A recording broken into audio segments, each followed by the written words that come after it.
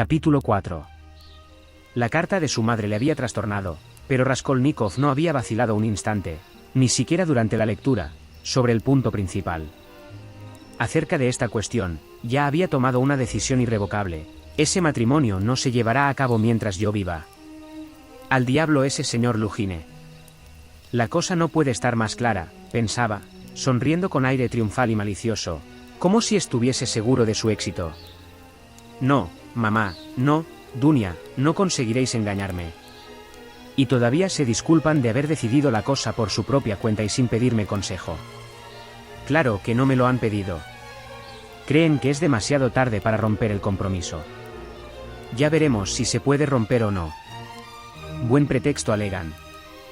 Piotr Petrovich está siempre tan ocupado, que solo puede casarse a toda velocidad, como un ferrocarril en marcha.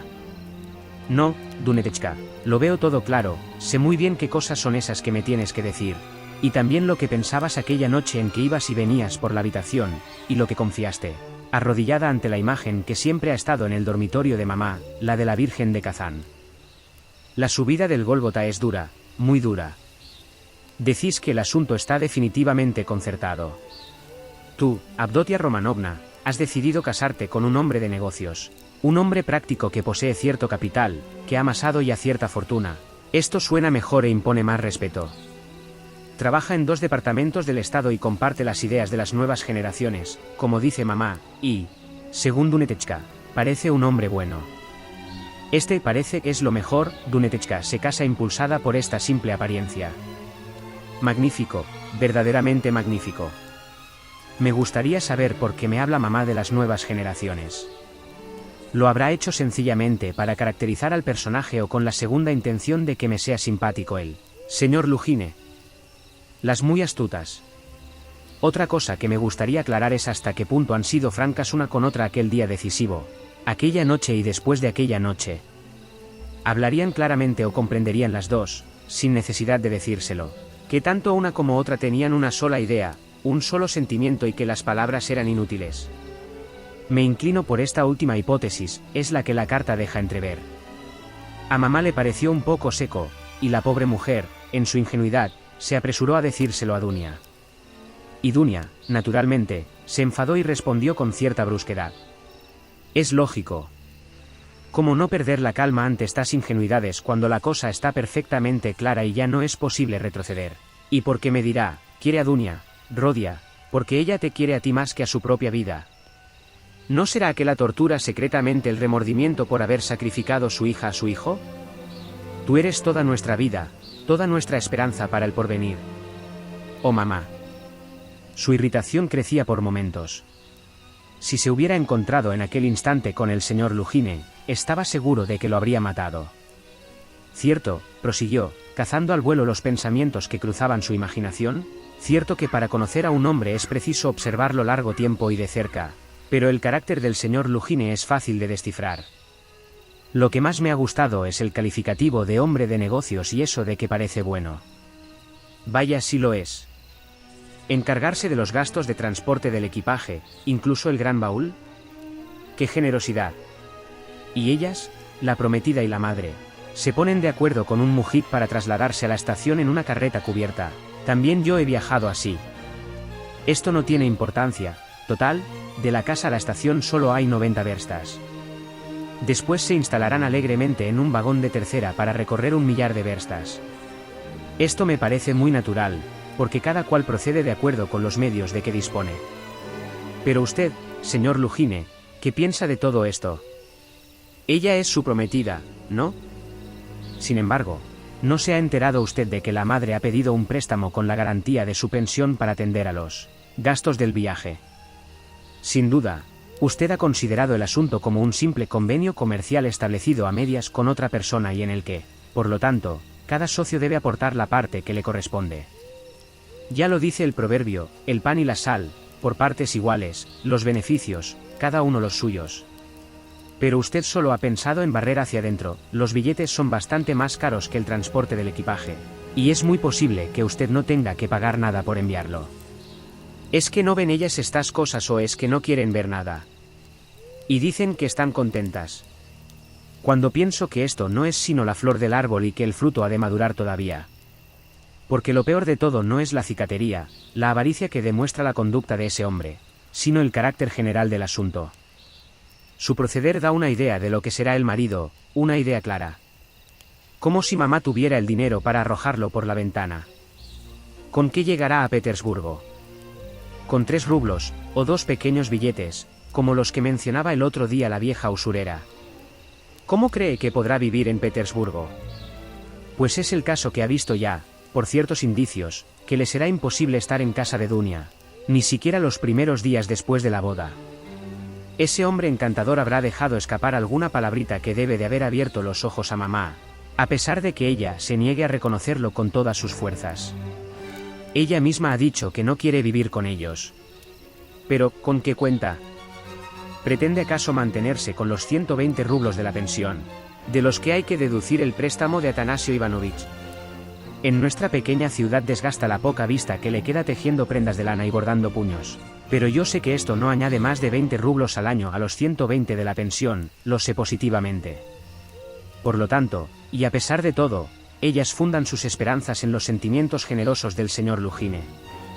Creen que él mismo les ofrecerá su apoyo y les suplicará que lo acepten. Sí, sí.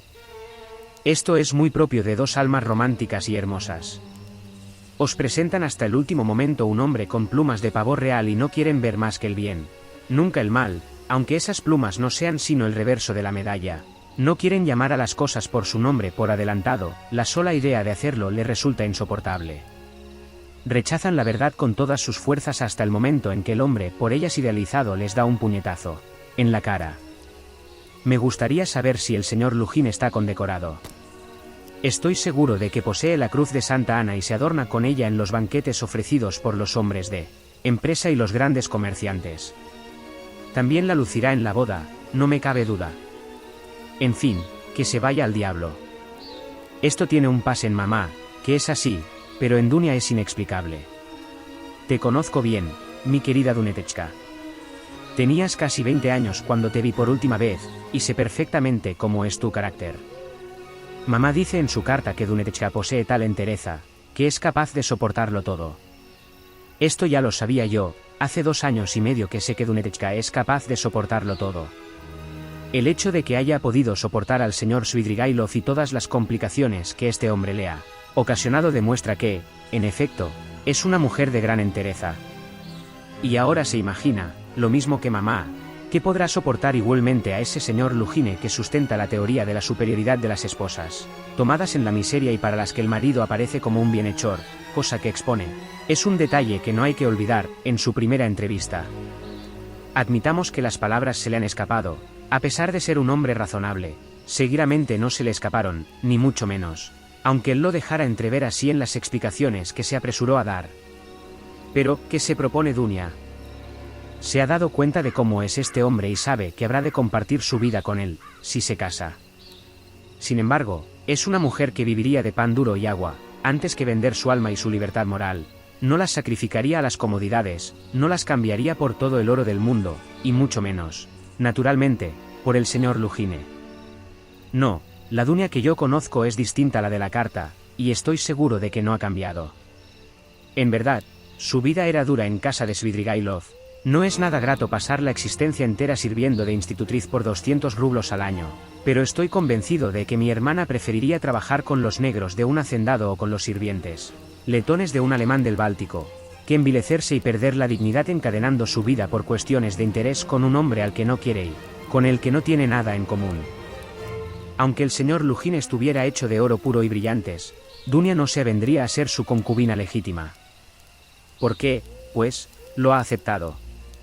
¿Qué misterio es este? ¿Dónde está la clave del enigma? La cosa no puede estar más clara, ella no se vendería jamás por sí misma, por su bienestar, ni siquiera por librarse de la muerte. Pero lo hace por otro, se vende por un ser querido. He aquí explicado el misterio, se dispone a venderse por su madre y por su hermano. Cuando se llega a esto, incluso violentamos nuestras más puras convicciones. La persona pone en venta su libertad, su tranquilidad, su conciencia. Perezca yo con tal que mis seres queridos sean felices.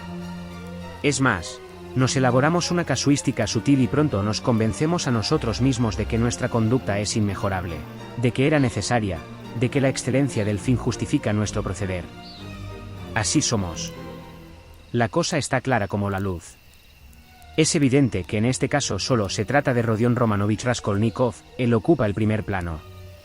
¿Cómo proporcionarle la felicidad, permitirle continuar los estudios universitarios, asociarlo con un hombre bien situado, asegurar su porvenir? Andando el tiempo, tal vez llegue a ser un hombre rico, respetado, cubierto de honores, e incluso puede terminar su vida en plena celebridad. ¿Qué dice la madre? ¿Qué ha de decir? Se trata de Rodia, del incomparable Rodia, del primogénito. ¿Cómo no ha de sacrificar al hijo mayor la hija, aunque esta hija sea una Dunia? Oh adorados e injustos seres. Aceptarían sin duda incluso la suerte de Sonetechka Marmeladova, la eterna Sonetechka, que durará tanto como el mundo. Pero, ¿habéis medido bien la magnitud del sacrificio? ¿Sabéis lo que significa? ¿No es demasiado duro para vosotras? ¿Es útil? ¿Es razonable? Has de saber, Dunetechka, que la suerte de Sonia no es más terrible que la vida al lado del señor Lujine. Mamá ha dicho que no es este un matrimonio de amor. ¿Y qué ocurrirá si, además de no haber amor, tampoco hay estimación? Pues, por el contrario, ya existe la antipatía, el horror, el desprecio.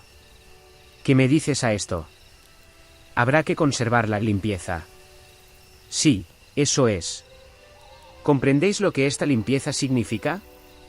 ¿Sabéis que para Lujine esta limpieza no difiere en nada de la de Sonetechka?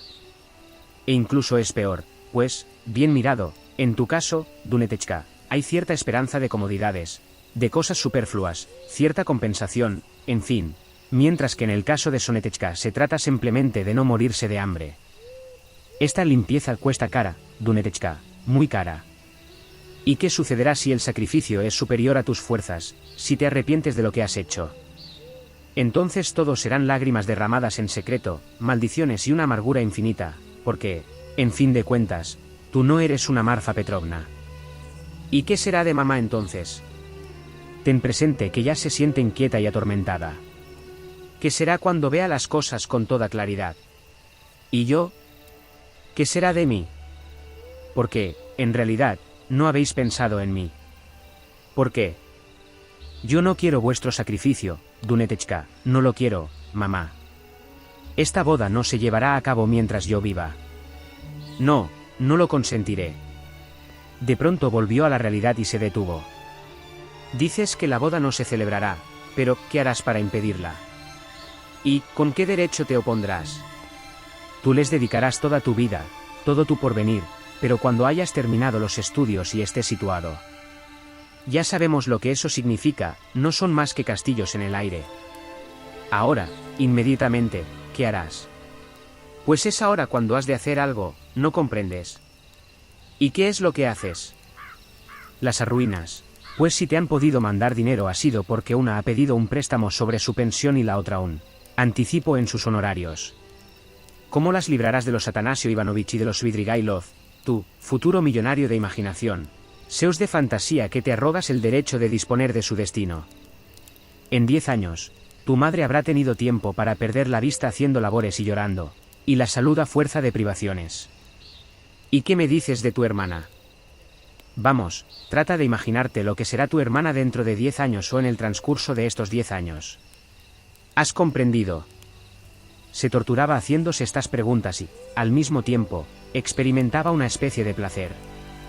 No podían sorprenderle, porque no eran nuevas para él, eran viejas cuestiones familiares que ya le habían hecho sufrir cruelmente, tanto, que su corazón estaba hecho jirones. Hacía ya tiempo que había germinado en su alma esta angustia que le torturaba. Luego había ido creciendo, amasándose, desarrollándose, y últimamente parecía haberse abierto como una flor y adoptado la forma de una espantosa, fantástica y brutal interrogación que le atormentaba sin descanso y le exigía imperiosamente una respuesta. La carta de su madre había caído sobre él como un rayo. Era evidente que ya no había tiempo para lamentaciones ni penas estériles. No era ocasión de ponerse a razonar sobre su impotencia, sino que debía obrar inmediatamente y con la mayor rapidez posible. Había que tomar una determinación, una cualquiera, costara lo que costase. Había que hacer esto o renunciar a la verdadera vida. Exclamó en una especie de delirio. Aceptar el destino con resignación, aceptarlo tal como es y para siempre, ahogar todas las aspiraciones, abdicar definitivamente el derecho de obrar, de vivir, de amar. ¿Comprende usted lo que significa no tener a dónde ir? Estas habían sido las palabras pronunciadas por Marmeladov la víspera y de las que Raskolnikov se había acordado súbitamente, porque todo hombre debe tener un lugar a donde ir. De pronto se estremeció. Una idea que había cruzado su mente el día anterior acababa de acudir nuevamente a su cerebro. Pero no era la vuelta de este pensamiento lo que le había sacudido. Sabía que la idea tenía que volver, lo presentía, lo esperaba. No obstante, no era exactamente la misma que la de la víspera. La diferencia consistía en que la del día anterior, idéntica a la de todo el mes último, no era más que un sueño, mientras que ahora se le presentaba bajo una forma nueva, amenazadora, misteriosa. Se daba perfecta cuenta de ello. Sintió como un golpe en la cabeza, una nube se extendió ante sus ojos. Dirigió una rápida mirada en torno de él como si buscase algo. Experimentaba la necesidad de sentarse. Su vista erraba en busca de un banco. Estaba en aquel momento en el Boulevard K ***, y el banco se ofreció a sus ojos, a unos 100 pasos de distancia. Aceleró el paso cuanto le fue posible, pero por el camino le ocurrió una pequeña aventura que absorbió su atención durante unos minutos. Estaba mirando el banco desde lejos, cuando advirtió que a unos 20 pasos delante de él había una mujer a la que empezó por no prestar más atención que a todas las demás cosas que había visto hasta aquel momento en su camino. ¿Cuántas veces entraba en su casa sin acordarse ni siquiera de las calles que había recorrido? Incluso se había acostumbrado a ir por la calle sin ver nada. Pero en aquella mujer había algo extraño que sorprendía desde el primer momento, y poco a poco se fue captando la atención de Raskolnikov. Al principio, esto ocurrió contra su voluntad e incluso le puso de mal humor, pero enseguida la impresión que le había dominado empezó a cobrar una fuerza creciente. De súbito le acometió el deseo de descubrir lo que hacía tan extraña a aquella mujer. Desde luego, a juzgar por las apariencias, debía de ser una muchacha, una adolescente. Iba con la cabeza descubierta, sin sombrilla, a pesar del fuerte sol, y sin guantes, y balanceaba grotescamente los brazos al andar.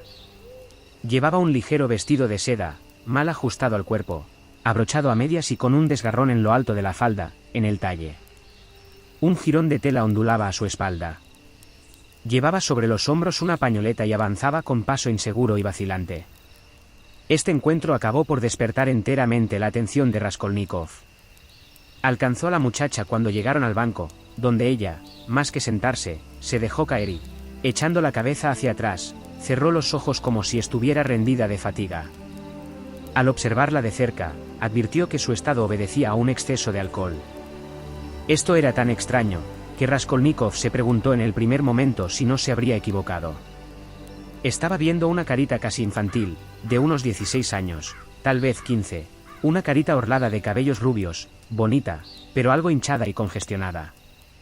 La chiquilla parecía estar por completo inconsciente, había cruzado las piernas, adoptando una actitud desvergonzada, y todo parecía indicar que no se daba cuenta de que estaba en la calle. Raskolnikov no se sentó, pero tampoco quería marcharse. Permanecía de pie ante ella, indeciso. Aquel bulevar, poco frecuentado siempre, estaba completamente desierto a aquella hora, alrededor de la 1 de la tarde. Sin embargo, a unos cuantos pasos de allí, en el borde de la calzada, había un hombre que parecía sentir un vivo deseo de acercarse a la muchacha, por un motivo u otro. Sin duda había visto también a la joven antes de que llegara al banco y la había seguido, pero Raskolnikov le había impedido llevar a cabo sus planes. Dirigía al joven miradas furiosas, aunque a hurtadillas, de modo que Raskolnikov no se dio cuenta, y esperaba con impaciencia el momento en que el desarrapado joven le dejara el campo libre. Todo estaba perfectamente claro. Aquel señor era un hombre de unos 30 años, bien vestido, grueso y fuerte, de tez roja y boca pequeña y encarnada, coronada por un fino bigote. Al verle, Raskolnikov experimentó una violenta cólera. De súbito le acometió el deseo de insultar a aquel fatuo. «Diga, Svidrigailov, ¿qué busca usted aquí?», exclamó cerrando los puños y con una sonrisa mordaz. ¿Qué significa esto?, exclamó el interpelado con arrogancia, frunciendo las cejas y mientras su semblante adquiría una expresión de asombro y disgusto. Largo de aquí. Esto es lo que significa.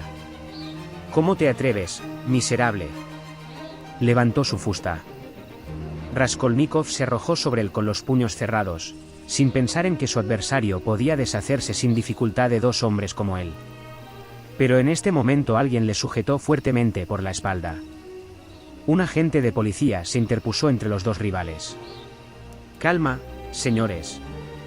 No se admiten riñas en los lugares públicos.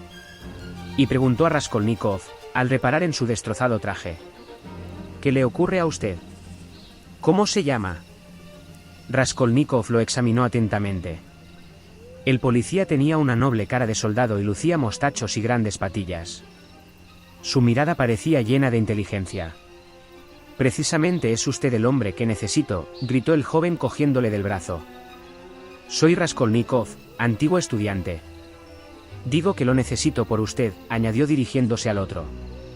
Venga, guardia, quiero que vea una cosa. Y sin soltar el brazo del policía lo condujo al banco. Venga. Mire.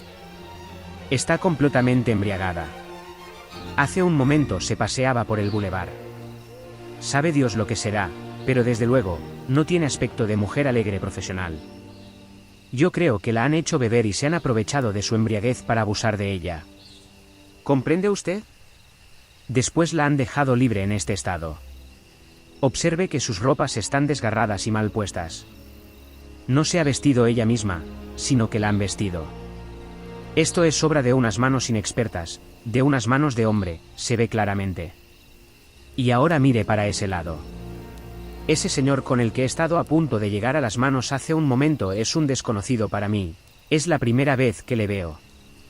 Él la ha visto como yo, hace unos instantes, en su camino, se ha dado cuenta de que estaba bebida, inconsciente, y ha sentido un vivo deseo de acercarse a ella y, aprovechándose de su estado, llevársela Dios sabe a dónde. Estoy seguro de no equivocarme. No me equivoco, créame. He visto cómo la acechaba. Yo he desbaratado sus planes, y ahora solo espera que me vaya. Mire, se ha retirado un poco y, para disimular, está haciendo un cigarrillo. ¿Cómo podríamos librar de él a esta pobre chica y llevarla a su casa? Piense a ver si se le ocurre algo. El agente comprendió al punto la situación y se puso a reflexionar.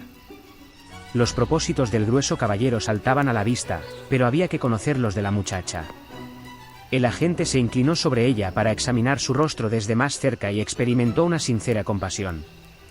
¡Qué pena!, exclamó, sacudiendo la cabeza. Es una niña. Le han tendido un lazo, no cabe duda. Oiga, señorita, ¿dónde vive? La muchacha levantó sus pesados párpados, miró con una expresión de aturdimiento a los dos hombres e hizo un gesto como para rechazar sus preguntas. Oiga, guardia, dijo Raskolnikov, buscando en sus bolsillos, de dónde extrajo 20 kopecks. Aquí tiene dinero. Tome un coche y llévela a su casa. Si pudiéramos averiguar su dirección. Señorita, volvió a decir el agente, cogiendo el dinero, voy a parar un coche y la acompañaré a su casa. ¿A dónde hay que llevarla? ¿Dónde vive? Dejadme en paz. ¡Qué pelmas!, exclamó la muchacha, repitiendo el gesto de rechazar a alguien. Es lamentable. ¡Qué vergüenza! Se dolió el agente, sacudiendo la cabeza nuevamente con un gesto de reproche, de piedad y de indignación. Ahí está la dificultad, añadió, dirigiéndose a Raskolnikov y echándole por segunda vez una rápida mirada de arriba abajo.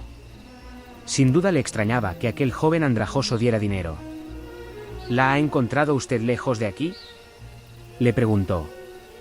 Ya le he dicho que ella iba delante de mí por el bulevar. Se tambaleaba y, apenas ha llegado al banco, se ha dejado caer. ¿Qué cosas tan vergonzosas se ven hoy en este mundo, señor? Tan joven, y ya bebida. No cabe duda de que la han engañado. Mire, sus ropas están llenas de desgarrones. Ah, cuánto vicio hay hoy por el mundo. A lo mejor es hija de casa noble venida a menos. Esto es muy corriente en nuestros tiempos.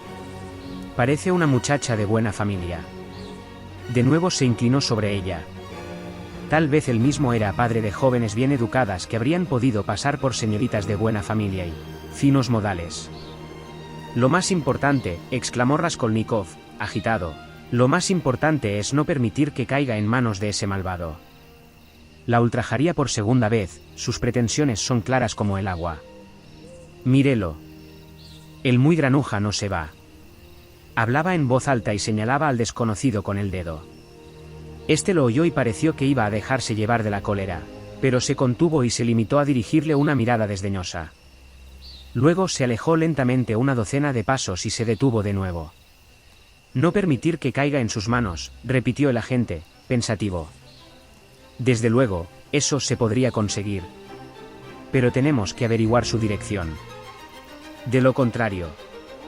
Oiga, señorita. Dígame. Se había inclinado de nuevo sobre ella.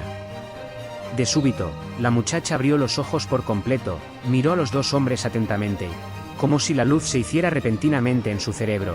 Se levantó del banco y emprendió a la inversa el camino por donde había venido. Los muy insolentes. Murmuró. No me los puedo quitar de encima. Y agitó de nuevo los brazos con el gesto del que quiere rechazar algo. Iba con paso rápido y todavía inseguro. El elegante desconocido continuó la persecución, pero por el otro lado de la calzada y sin perderla de vista. No se inquiete, dijo resueltamente el policía, ajustando su paso al de la muchacha, ese hombre no la molestará. Ah, cuánto vicio hay por el mundo. Repitió, y lanzó un suspiro. En ese momento, Raskolnikov se sintió asaltado por un impulso incomprensible. Oiga, gritó al noble bigotudo. El policía se volvió. Déjela. ¿A usted qué? Deje que se divierta. Y señalaba al perseguidor. ¿A usted qué? El agente no comprendía. Le miraba con los ojos muy abiertos. Raskolnikov se echó a reír. Va. Exclamó el agente mientras sacudía la mano con ademán desdeñoso. Y continuó la persecución del elegante señor y de la muchacha. Sin duda había tomado a Raskolnikov por un loco o por algo peor. Cuando el joven se vio solo se dijo, indignado. Se lleva mis 20 kopecks. Ahora hará que el otro le pague también y le dejará la muchacha, así terminará la cosa. ¿Quién me ha mandado meterme a socorrerla? ¿Acaso esto es cosa mía? Solo piensan en comerse vivos unos a otros. ¿A mí qué me importa? Tampoco sé cómo me he atrevido a dar esos 20 kopecks. Como si fueran míos. A pesar de estas extrañas palabras, tenía el corazón oprimido. Se sentó en el banco abandonado. Sus pensamientos eran incoherentes. Por otra parte, pensar, fuera en lo que fuere, era para él un martirio en aquel momento. Hubiera deseado olvidarlo todo, dormirse, después despertar y empezar una nueva vida. Pobre muchacha. Se dijo mirando el pico del banco donde había estado sentada.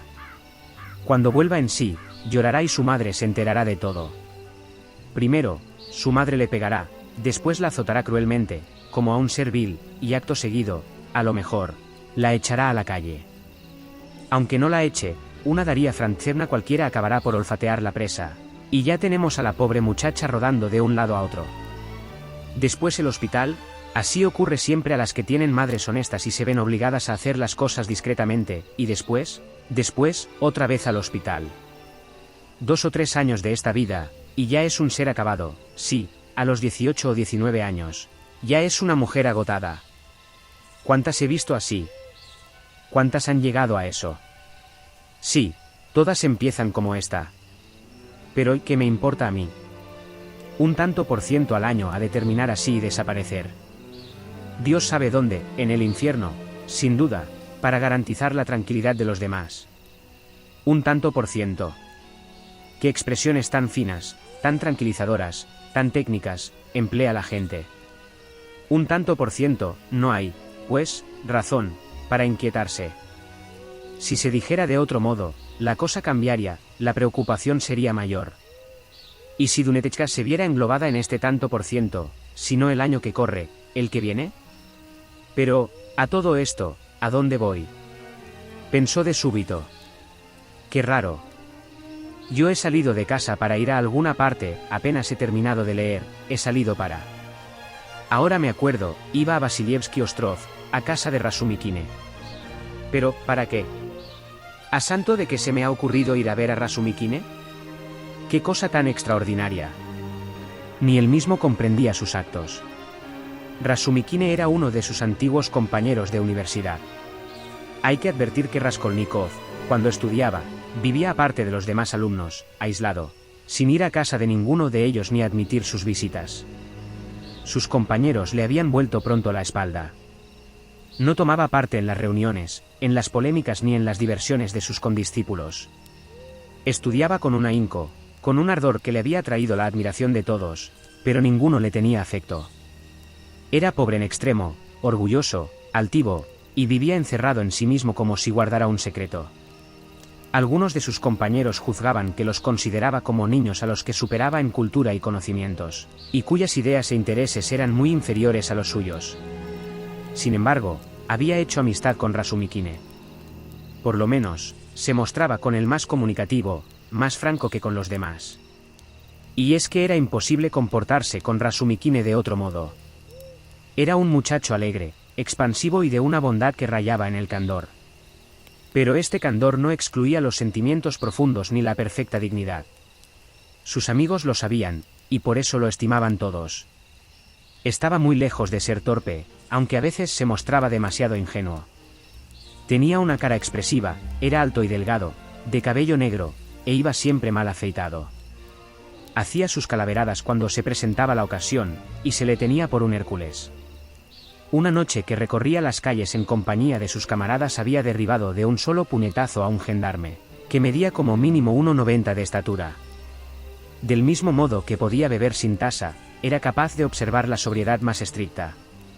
Unas veces cometía locuras imperdonables, otras mostraba una prudencia ejemplar.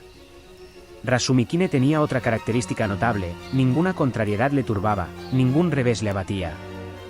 Podría haber vivido sobre un tejado, soportar el hambre más atroz y los fríos más crueles. Era extremadamente pobre, tenía que vivir de sus propios recursos y nunca le faltaba un medio u otro de ganarse la vida. Conocía infinidad de lugares donde procurarse dinero, trabajando, naturalmente. Se le había visto pasar todo un invierno sin fuego, y él decía que esto era agradable, ya que se duerme mejor cuando se tiene frío.